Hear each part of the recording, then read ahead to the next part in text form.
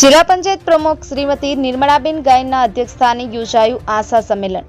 ડાંગ જિલ્લાના પ્રમુખ મથક આહવાના ડાંગ સ્વરાજ આશ્રમ ખાતે જિલ્લા પંચાયતના પ્રમુખ શ્રીમતી નિર્મળાબેન ગાયનની ઉપસ્થિતિમાં આશા ફેસિલિટેટર સંમેલન 2024-25 યોજાયું હતું।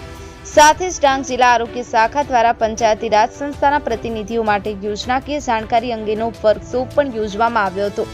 ડાંગ જેવા દુર્ગમ પ્રદેશના લોકોની સેવા કરતા આશા સહિતના આરોગ્ય કર્મીઓનું સાચા અર્થમાં સન્માન કરવાનો અવસર એટલે આશા સંમેલન તેમ જણાવતા ડાંગ જિલ્લા પંચાયતના પ્રમુખ શ્રીમતી નિર્મળાબેન ગાયને આશા બહેનોએ કોરોના કાળમાં ઉત્કૃષ્ટ કામગીરી કરી લોકોને જાગૃત કર્યા હતા તેમ જણાવ્યું હતું।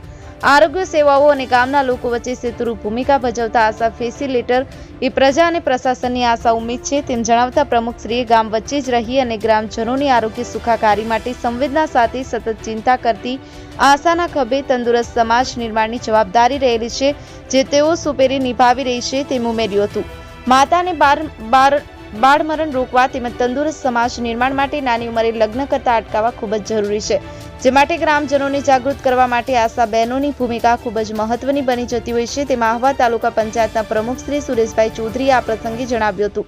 સાથે જ સરકારી યોજના અને આરોગ્યની યોજનાઓનો લાભો લેવા માટે તેમજ ગ્રામજનો પાસે યોગ્ય પ્રમાણે તમામ દસ્તાવેજો હોય તે જરૂરી છે, જે માટે લોકોને જાગૃત કરવા શ્રી ચૌધરીએ આશા બહેનોએ અનુરોધ કર્યો હતો।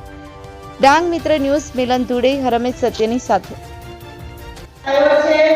એટલે કે આશા બહેનો આરોગ્યને લગતી સુવિધા મૂળ પાયામાંથી ઊભી કરે છે।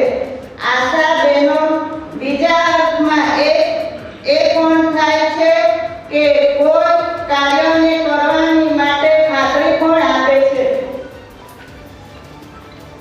આશા બહેનો કોરોનાના જેવી મહામારીમાં પણ ખૂબ સારું કામ કર્યું છે।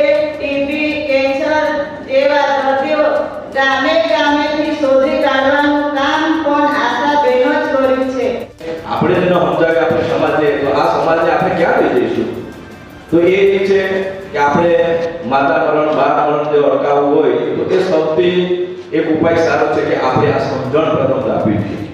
ક્યારે અને આજુબાજુ તો બેન તમને તો બીવાડો જાય એ ભાઈ હિસાબ ના આપણી જવાબદારી લીજો કાંઈ હોય તો આપણી જવાબદારી થોડા તો સાચી શકતા આશા વગર બેન તરીકે